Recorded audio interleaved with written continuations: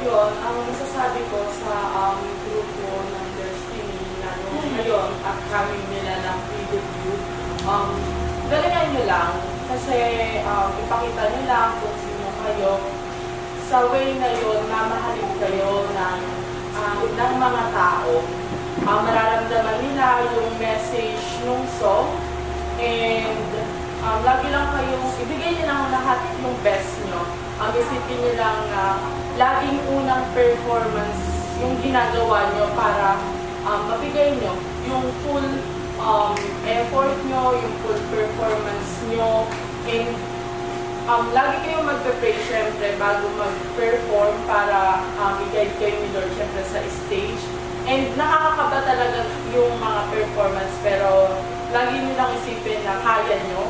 Kasi kayo lang yung nandiyan sa stage, alam ko naman na lahat masusurvive nyo.